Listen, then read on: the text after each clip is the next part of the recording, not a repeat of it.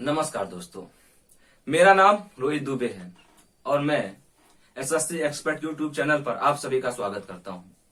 पिछली 6 क्लास हो चुके हैं जिनके माध्यम से यह बताया जा चुका है कि किस तरीके से यूरोपीय कंपनियों का आगमन होता है, उनका उद्देश्य क्या था और किस तरीके से उनका उद्देश्य परिवर्तन होते होते भारतीय क्षेत्र को विजित करने का बन जाता है।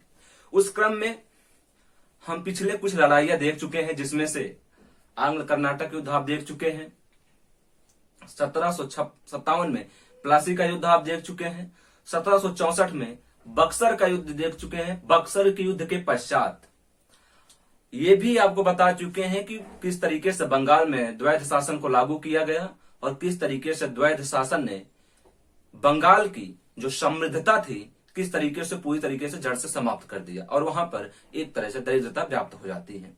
लेकिन उसके बाद क्रमिक रूप से हमें शुरू करना था 1773 का रेगुलेटिंग एक्ट, लेकिन कुछ परिस्थितियां हैं जिनको पूरी तरीके से खत्म कर लिया जाए। जैसे कि आप देख रहे होंगे हमारे पीछे जो बोर्ड पे लिखा हुआ है, ब्रिटिशों द्वारा लड़े गए युद्ध, मतलब ब्रिटिश भारत में साम्राज्य स्थापित करने के लिए जितने भी युद्ध लड़े थे वो युद्ध कब लड़े गए, कहां लड़े गए और क्यों लड़े गए। अगर उन सारे युद्ध को एक बार हम देख लें कि किस तरीके से ब्रिटिश कंपनी ने भारतीय राजाओं को या क्षेत्रीय राजाओं को हराकर किस तरीके से ब्रिटिश कंपनी अपने साम्राज्य का स्थापित कर लेता है, फिर उससे यह क्लियर हो जाएगा कि किस तरीके से साम्राज्य स्थापित हुआ। उसके बाद जब हम देखेंगे कि रेगुलेटिंग एक्ट क्या है, पिट्स इंडिया एक्ट क्या है, 1793 का चार्टर एक्ट क्या है, तो वो एक जो होगा क्षेत्र वो प्रशासनिक हो जाएगा। युद्ध जो क्षेत्र है इससे हम अलग हो जाएंगे, ये चर्चा आपका एक तरफ हो जाएगा। तो इससे आपको बीच बीच में युद्धों का जिक्र जब हम करेंगे कि किस तरीके से क्या हुआ तो आपको पढ़ने में थोड़ी सी आसानी होगी। अगर हम 1773 का चार्टर एक्ट बता दें, बीच में आप देखेंगे कि जो हमारा आंग्ल मैसूर युद्ध लड़ा गया है 1767 से शुरू हो जाता है, तो बीच में बहुत सारे जो इतने ये घटनाक्रम है इनको एक साथ फिनिश कर देते हैं, उसके साथ आगे बढ़ते हैं। तो सबसे पहली बात आंग्ल कर्नाटक युद्ध आप देखेंगे 1746 से 1748 में लड़ा गया, जो एक्स-ला-शापेल की संधि के माध्यम से समाप्त हुआ। दूसरा 1752-54 में लड़ा गया। तीसरा 1756-63 में, प्लासी 1757 में, बक्सर 1764 में, आंग्ल मैसूर युद्ध 1767-69, 1780 से 1784, 1790 से 92 और 1799 में। इन दो युद्धों में हम देखेंगे कि हैदर अली, पहले युद्ध में हैदर अली, दूसरे युद्ध में हम देखेंगे हैदर अली और टीपू सुल्तान दोनों आ जाते हैं।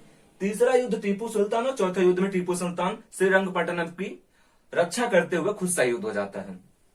आंग्ल मराठा युद्ध में देखेंगे यहां पे लड़ाई चल रही थी पेशवा बनने के लिए 1775 में। बाद में हम देखेंगे यहाँ पे एक साल बाई की संधि होती है 1722 में, और देखते हैं 1775 में पुरंदर की 76 में पुरंदर की भी संधि होती है, वो आगे हम देखेंगे। फिर हम देखेंगे कि 1803 और 5 में यहाँ पे आप बाजीराव द्वितीय की बात करेंगे, जो जाके वहां पे 31 दिसंबर को कर लेता है संधि। फिर उसके बाद देखेंगे 1817-18 में किस तरीके से संपूर्ण मराठा साम्राज्य को हटाकर पूरे मराठा साम्राज्य पर ब्रिटिशों का शासन हो जाता है। फिर एक राज्य बचा रहता है जो अंततः महाराजा रणजीत सिंह के नेतृत्व में स्वतंत्र रहता है, लेकिन जैसे ही उनकी मृत्यु 1840 में हो जाती है, 8 साल के भीतर ही पूरे साम्राज्य को कब्जा कर लेते हैं और 1849 तक डॉक्टर लॉर्ड डलहौजी की जो हड़प नीति थी उसके अंतर्गत इसको हड़प लिया जाता है। एक लास्ट बचेगा आप देखेंगे 1856 में, वो दूसरा मैटर होगा। लेकिन जो युद्ध लड़े गए हैं वो युद्ध देख लेंगे। तो आज हमारा जो टॉपिक है वो होगा आंग्ल मैसूर युद्ध और आंग्ल मराठा युद्ध। तो आंग्ल मैसूर युद्ध की जब हम परिचर्चा करेंगे तो उसमें शुरू करते हैं। अच्छा, आंग्ल मैसूर युद्ध हुआ क्यों, ये भी देखने वाली बात है। जब हम देख रहे हैं कि आंग्ल कर्नाटक युद्ध हो रहा है तो कर्नाटक का ही एक भाग था मैसूर, जिसपे कर्नाटक के राजा अपना अधिकार जताते थे।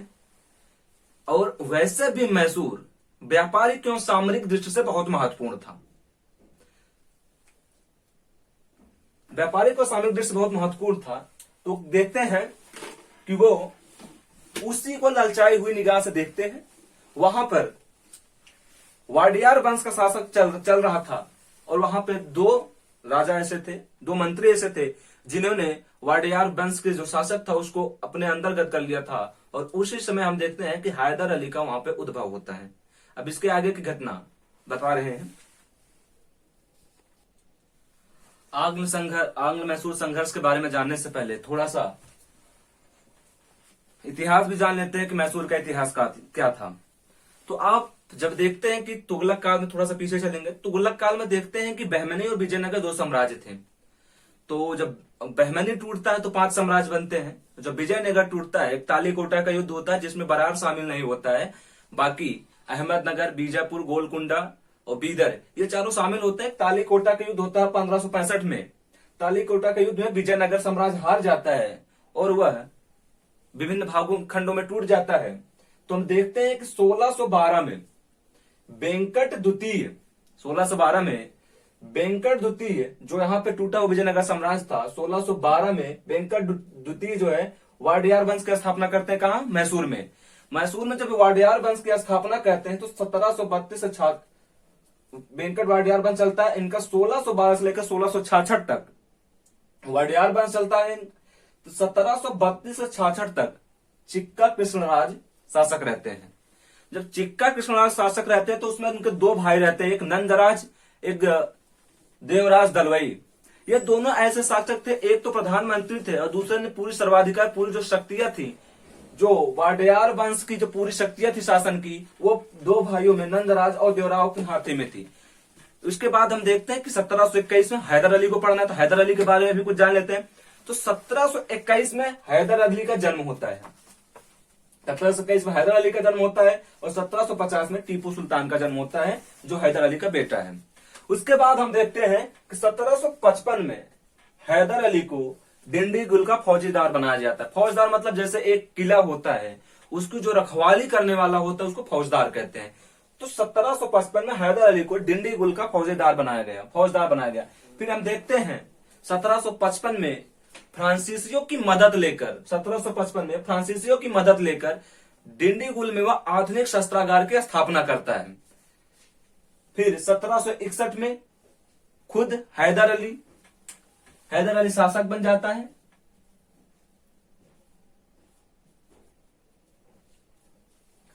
हैदर अली शासक बन जाता है। उसी टाइम पर हम ये देख रहे होते हैं कि मैसूर वाला जो क्षेत्र था, जो कर्नाटक वाला क्षेत्र था, उस पे बार बार मराठों का आक्रमण हो रहा था। उसी बीच हम देखते हैं 1761 में पानीपत का तृतीय युद्ध होता है, जिसमें अहमद शाह अब्दाली ने मराठों को पूरी तरीके से मटिया मेट कर दिया था। अगर जदुनाथ सरकार की बात करें तो उन्होंने ऐसा कहा है कि यह साबित हो गया कि कौन अब भारत पे राज्य नहीं करेगा। मतलब 1761 का जो पानीपत का तृतीय युद्ध हुआ था। 64 में बक्सर का युद्ध होता है, जिसके माध्यम से अंग्रेजों का बंगाल पर और बंगाल की जो राजस्व से समृद्धि, मतलब पूरे उस पर कब्जा हो जाता है। फिर 1767 से 1769 में 1769 में एक्चुअली पहला आंग्ल मैसूर युद्ध होता है। होता क्यों है ये भी देख लेते हैं। होता इसलिए है कि मराठा और निजाम यह कह के उस पर आक्रमण करता है कि ये जो मैसूर है कर्नाटक का भाग है और इस पे हमारा अधिकार होना चाहिए। और हैदर अली जब सुल्तान बनता है तो बहुत सारे क्षेत्रों को विजित कर लेता है। तो देखते हैं 1767 में 1769 आंग्ल मैसूर युद्ध होता है। इसमें हैदर अली के खिलाफ कौन होता है? ब्रिटिश होते हैं, मराठे होते हैं और निजाम। हैदराबाद का निजाम, मराठा और ब्रिटिश, ये तीनों मिलकर उस पर लड़ाई करते हैं। लेकिन इसमें एक समझौता यह हो जाता है कि हैदर अली इनसे मराठों से और निजामों से गुप्त संधि कर लेता है।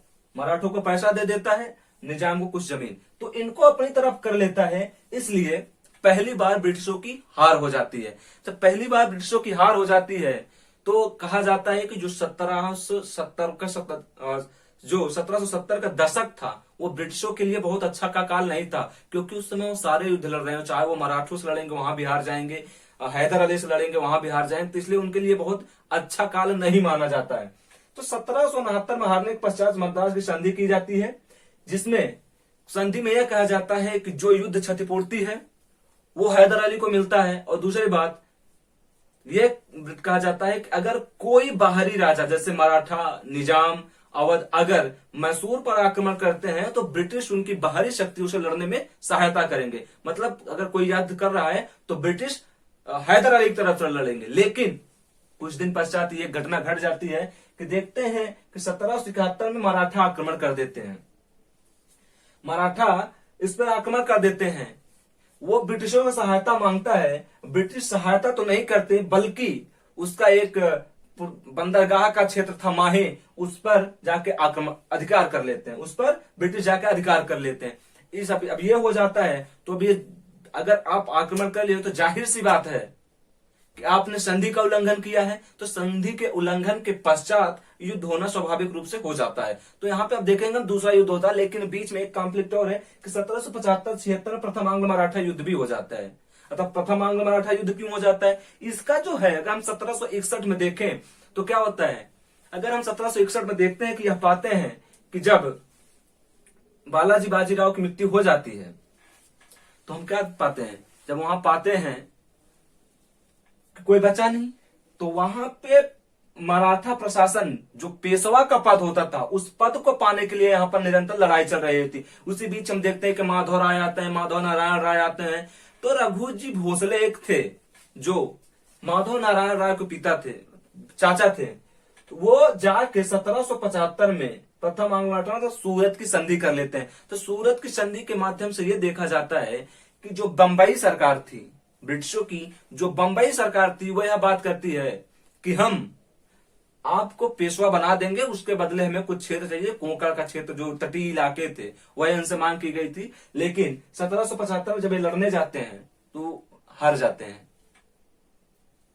ठीक है, 1775 से ये 1782 होगा प्रथम आंग्ल मराठा युद्ध। ये 1782 होगा प्रथम आंग्ल मराठा। तो हार जाते तो साल भाई की संधि होती है, जिसे बाद में बंगाल सरकार, बंगाल गवर्नर मानता भी नहीं संधि। लेकिन बहुत सारे पश्चात उसके कारण देखेंगे जैसे जैसे मराठा शक्ति कमजोर होगी धीरे धीरे वो संधियों को तोड़ते हुए मराठा पे फिर ले। एक घटना इंटरनेशनल लेवल पर क्या होती जाती है कि 1781 में अमेरिकी स्वतंत्रता का संघर्ष चल रहा होता है। अमेरिकी स्वतंत्रता संघर्ष का यहाँ पे इम्पैक्ट क्या पड़ता है, जैसे हम देखते हैं कि जब वहां पे पहला चल रहा होता है एक्सला-सापल के माध्यम से जो संधि होती है, हम देखते हैं कि वहां पे राजकुमार का युद्ध चल रहा होता है, राजकुमार की गद्दी को लेके पुर्तगाल में। हाँ, तो ये पूरा वहां से अब आंग्ल फ्रांसीसी अमेरिकी में क्या हुआ, वहां पे फ्रांसीसियों के भी उपनिवेश थे और ब्रिटिशों के भी उपनिवेश थे। तो अमेरिका में फ्रांसीसियों ने किसका सहयोग दिया, जो अमेरिकी क्रांतिकारी थे, किसके विरोध में, ब्रिटिशों के विरोध में। तो उसका भी इंपैक्ट हमें यहाँ पे देखने को मिलता है, क्योंकि सेना वहां चली जाती है। हम देखते हैं कि जिस तरीके से 18वीं शताब्दी में सेना वहां भेजी थी, लेकिन 19वीं शताब्दी में देखते हैं कि पूरी सेना भारत में आ जाती है। इसलिए फिर 19वीं शताब्दी में वो मुड़कर पीछे नहीं देखते। 19वीं शताब्दी में उनकी एक भी हार हमें दिखाई नहीं देती है। वो जहां भी जाते हैं हर क्षेत्र को विजिट कर लेते हैं। फिर हम देखते हैं कि मद्रास की संधि में हरजाना वो दिया जाता है। फिर हम देखते हैं कि 1780 और 84 में द्वितीय आंग्ल मैसूर युद्ध हो जाता है। आप देख रहे हैं कि जब 1775 पर माहे पे आक्रमण करते हैं, कहा 1771 में मराठा आक्रमण करते थे, यहाँ पे सहायता नहीं करते हैं। जब सहायता नहीं करते बल्कि उसके विरोध में और क्या उसका फायदा ये उठा लेते हैं कि माहे जो बंदरगाह था मैसूर के अंतर्गत, उस पर ब्रिटिशों का कब्जा हो जाता है और उस पर ब्रिटिशों का कब्जा हो जाता है। फिर इसके आगे की कहानी हम देखते हैं। अब बात करते हैं द्वितीय आंग्ल मैसूर युद्ध की। द्वितीय आंग्ल मैसूर युद्ध की पृष्ठभूमि बन चुकी थी 1771 में माहे पर जब उन्होंने अधिकार कर लिया था। उसके पश्चात हम देखते हैं द्वितीय आंग्ल मैसूर युद्ध 1780 से 1784 में शुरू होता है। जब शुरू होता है तो जो संधि बनी थी वो संधि लगातार बनी रहती है। संधि में कौन कौन शामिल था, Haider Ali, Maratha, M for Maratha, H for Haider Ali, N for Nizam. किसके विरोध में, ब्रिटिश के। तो हैदर अली, मराठा और निजाम ब्रिटिशों के विरोध में 1780 के युद्ध में शामिल तो हो गए। मराठा के शामिल होने की वजह यह थी कि हम देख रहे हैं कि 1775 से 1782 तक पहली आंग्ल मराठा संघर्ष चल रहा है। तो मराठा भी ब्रिटिश से क्रुद्ध है, इसलिए ये एक साथ लड़ाई शुरू करते हैं। लेकिन जब 1782 में साल बाई की संधि हो जाती है तो मराठा निकल जाते हैं बाहर। अब बचा कौन? हैदर अली निजाम। फिर हैदर अली और निजाम जब बचे होते हैं तो ब्रिटिशों ने एक चाल और चली निजाम के साथ, और निजाम से कहा कि हम भी जीत करने के बाद आपको कर्नाटक दे देंगे, मैसूर राज्य आपका आधा दे देंगे। तो निजाम भी हट लिया, मराठा भी हट लिया। अब लड़ाई हो गई हैदर अली और ब्रिटिशों में। अंततः शुरुआत में 1781 में 1781 में आरकाट पर हैदर अली का अधिकार हो गया 1781 में। लेकिन पोर्ट नोवा के युद्ध में आयरकूट ने हैदर अली को परास्त कर दिया और मद्रास को बचा लिया।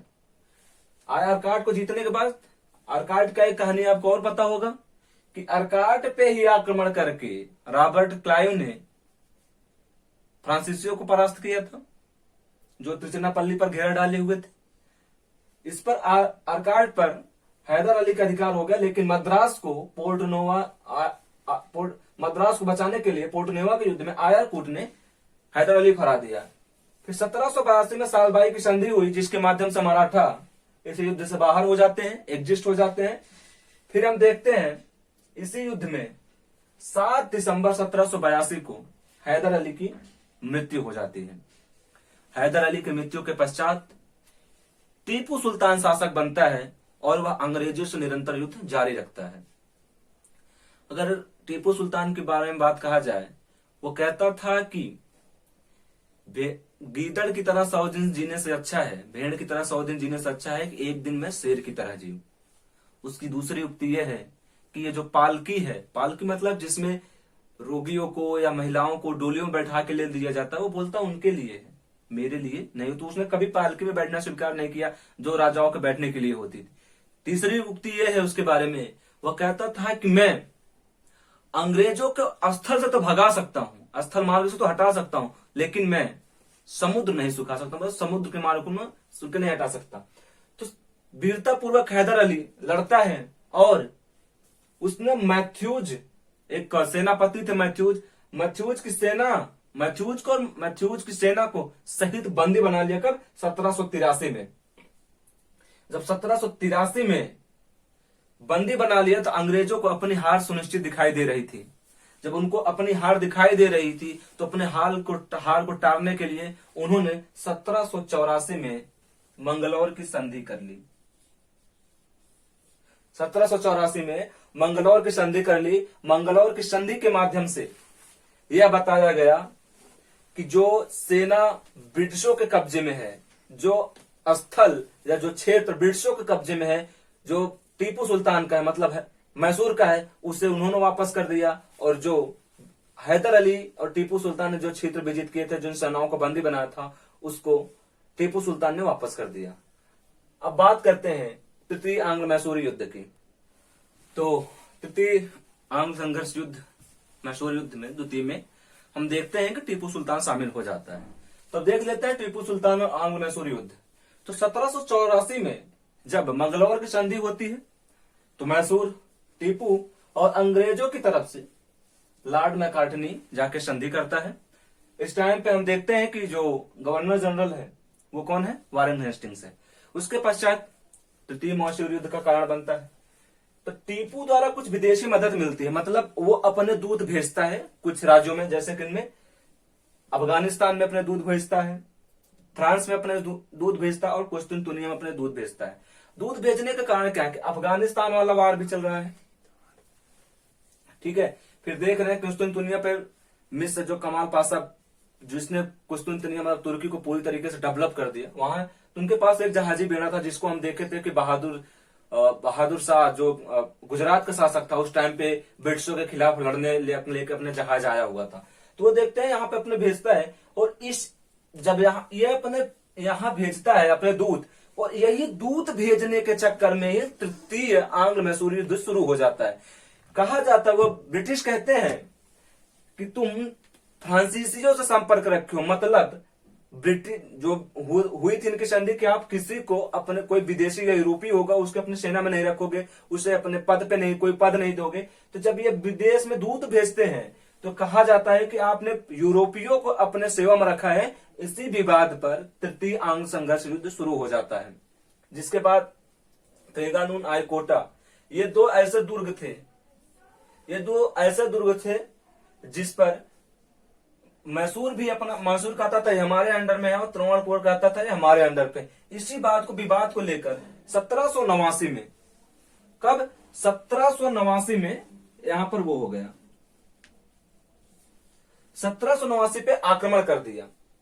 जब 1789 में आक्रमण कर दिया तो त्रावणकोर का जो राजा था वो ब्रिटिशों संबंधित था, मतलब ब्रिटिशों से सहायता कर लिया था, संधि कर लिया था कि अगर त्रावण पर कोई आक्रमण करेगा तो वो आक्रमण किस पे माना जाएगा, ब्रिटिश पर माना जाएगा। यही आक्रमण का उद्देश्य लेकर जब 1789 में टीपू सुल्तान ने त्रावणकोर पर आक्रमण कर दिया तो अपने त्रावणकोर की रक्षा के लिए तृतीय आंग्ल मैसूर युद्ध की शुरुआत कर दी। कौन यहां पे बदल जाता है, क्योंकि हम देखते हैं कि 1772 से 1784 तक जो शासक था वारेन हेस्टिंग था। उसके बाद हम देखते हैं कौन आ जाता है, कॉर्नवालिस आ जाता है। तो कॉर्नवालिस तृतीय आंग्ल मैसूर युद्ध 1792 में शुरू कर देता है, जिसमें उसने मराठों से, निजाम से संधि कर लिया था। किससे? मराठा और निजाम से संधि कर लिया था। और दूसरी तरफ से मात्र टीपू सुल्तान था, कॉर्नवालिस संधि कर लेता है। इसमें जब वो संधि कर लेता है तो इसमें कहा जाता है कि हम आपको पैसा देंगे। आपको जब मराठों को क्या चाहिए था, मराठा हमेशा लूट मार करते थे, उनको क्या, उनको पैसा दे और हैदराबाद को जमीन का लालच दिया गया उसके माध्यम से। और उसी टाइम पे हम देखते हैं फ्रांस की क्रांति शुरू हो गई होती 1789 में, इसलिए फ्रांसीसी मदद भी नहीं मिल पाती है टीपू सुल्तान को, फ्रांसीसी मदद नहीं मिल पाती है। तो 1792 में श्रीरंगपट्टनम की संधि हो जाती है। इस संधि के माध्यम से लगभग 3 करोड़ रुपया, 30 करोड़ रुपया दिया जाता है ब्रिटिशों को। और मैसूर की आधी जमीनी स्थल, आधी संपत्ति, मैसूर का आधा हिस्सा ब्रिटिश, मराठा और निजाम आपस में बांट लेते हैं। पूरी तरीके से मैसूर अपने आप में सिमट जाता है। जो एक समृद्धशाली राज्य था वो एकदम छोटा हो जाता है। उसके बाद हम देखते हैं तो कॉर्नवालिस की कोटेशन है यहाँ पे, वो कहता है कि हमने बिना अपने मित्र राज्यों को मजबूत किए हुए अपने विरोधी को पराजित कर दिया। मतलब मित्र राज्य का मतलब क्या है, ना तो उसने मराठों को मजबूत किया, ना उसने निजामों को मजबूत किया, और क्या किया, मैसूर को हरा दिया। तो इस तरीके कोटेशन देता है कौन, कॉर्नवालिस। उसके बाद हम देखते हैं 1799 में चतुर्थ आंग्ल मैसूर युद्ध हो जाता है। इस टाइम पर नीति क्या होती है, हम देखते हैं कि 1784 से 1793 तक कौन रहता है, लॉर्ड कॉर्नवालिस। लेकिन उसके बाद हम क्या देखते हैं कि लॉर्ड वेलेजली जब आता है, 1798 में लॉर्ड वेलेजली आता है। तो लॉर्ड वेलेजली के टाइम पे अगर हम भारतीय परिप्रेक्ष्य में देखें तो लगभग बहुत सारे साम्राज्य आ गए थे।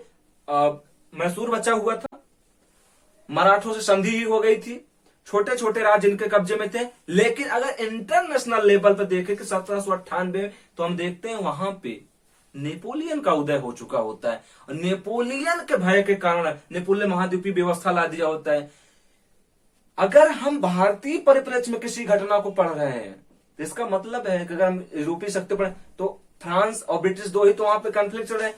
तो ब्रिटिशों के खिलाफ महाद्वीपीय व्यवस्था लागू कर देता है नेपोलियन। जब वहां महाद्वीपीय व्यवस्था लागू हो जाता है तो वेलेजली को लगता है, और वहां से नेपोलियन की जो सेना है वो अफगानिस्तान या क्रीमिया के माध्यम से, लगभग फारस की खाड़ी के माध्यम से भारत, इनको लगता था कि भारत पर आक्रमण हो जाएगा। इसी टाइम पे हम देखते हैं कि वो संघर्ष, अफगानिस्तान वाले वार भी इसी टाइम पे चल रहे होते हैं।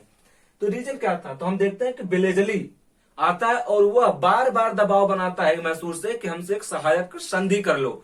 सहायक संधि का माध्यम यह है कि अपने खर्च पर सेना रखो, अगर आपके क्षेत्र में कोई युद्ध करेगा तो हम पे युद्ध मानेगा, हम आपकी सहायता करेंगे। आप अपने विदेशिक मंत्रालय, आप अपनी सेना, आप अपने राजस्व हमारे हवाले कर दीजिए, आप बस प्रशासन चलाइए, बाकी सारी जिम्मेदारी हमारी है। लेकिन टीपू सुल्तान बार बार इस युद्ध को, इस संधि की प्रस्ताव को ठुकराता रहता है और अंततः 1799 में बेलेजली ने श्रीरंगपट्टनम पर एक 1752 श्रीरंगपट्टनम संधि, तो 1799 में चौथा मैसूर युद्ध लड़ा जाता है। श्रीरंगपट्टनम की रक्षा करते हुए टीपू सुल्तान मारा जाता है और उसके साथ, उसके परिवार के साथ बहुत बुरा व्यवहार किया जाता है और उसको परिवार को देश से बाहर निकाल दिया जाता है। और मैसूर पर पुराने वंश वाडियार वंश के एक छोटे से बालक को वहां का राजा बना दिया जाता है और मैसूर पर सहायक संधि ला दी जाती है। तो आज आपने देखा कि किस तरीके से मैसूर का उत्थान हुआ और किस तरीके से मैसूर का पतन हो गया। आगे की जो घटना है, जिस तरीके से धीरे धीरे युद्धों का शुरुआत हुआ, जैसे कि हमने देखा कर्नाटक वार, पहले कर्नाटक वार होता है, पहले कर्नाटक वार हम देख लिए, फिर हम देखते हैं कि प्लासी का युद्ध होता है, प्लासी का युद्ध भी देख लिए, फिर देखते हैं कि 1764 में बक्सर का युद्ध होता है, बक्सर का युद्ध देख लिए, फिर हम देखते हैं कि 1767 से 1769 में पहला आंग्ल मैसूर युद्ध शुरू होता है, तो आंग्ल मैसूर युद्ध भी खत्म हो गया यहाँ पे आज। अब आगे का जो टर्म है हम उसमें देखेंगे किस तरीके से प्रथम आंग्ल मराठा युद्ध शुरू होता है और किस तरीके से मराठा, मतलब कल हम देखेंगे, सिर्फ यहां से नहीं देखेंगे 1767 में, कल हम थोड़ा शुरू करेंगे शिवाजी के बारे में से लेकर और पूरा मराठा संघर्ष किस तरीके चला और किस तरीके से 1818 में पूरा मराठा साम्राज्य कोलैप्स हो गया या विघटित हो गया, पतन हो गया, पूरा मराठा साम्राज्य अंग्रेजी राज्य में समाहित हो गया, वो पूरा देखेंगे। हर चीज के विघटन का कारण वही था, मैसूर को छोड़ दिया जाए, बाकी हर जगह पे मैसूर की सेना ऐसी थी जो कभी टीपू सुल्तान के खिलाफ बगावत नहीं की। बाकी कोई भी आप सेना देखोगे, चाहे वो कर्नाटक वार आप देखोगे, चाहे वो आप प्लासी देखोगे, बक्सर देखो, तो उसमें क्या होता है, कुछ सेनाएं एक दूसरे के खिलाफ इधर उधर हो जाती हैं। लेकिन ऐसा है तो हम मराठों के पतन में भी महत्वपूर्ण भूमिका वही है जो मुगल पतन में था। यहाँ पे देखेंगे आप कि बहुत सारे सिंधिया हो जाएंगे, होलकर हो जाएंगे, गायकवाड़ हो जाएंगे, पेशवा हो जाएंगे, सारे अपने अलग अलग शक्तियों का स्थापना करते हैं और उसी शक्तियों के चक्कर में इनका विघटन हो जाता है। तो कल हम लोग पढ़ेंगे आंग्ल मराठा संघर्ष और पूरा मराठा शिवाजी के उद्भव से लेकर आंग्ल मराठा संघर्ष। तो आज के लिए इतना ही। अगर आपको वीडियो पसंद आया हो, अगर आपको एक कंटेंट अच्छा लगा हो, तो आप इसका लाभ उठाएं और अपने दोस्तों को भी शेयर करें, वो भी इस वीडियो का लाभ उठाएं। एसएससी एक्सपर्ट यूट्यूब चैनल को सब्सक्राइब करें, लाइक करें और निरंतर आगे बढ़ें। धन्यवाद। जय हिंद।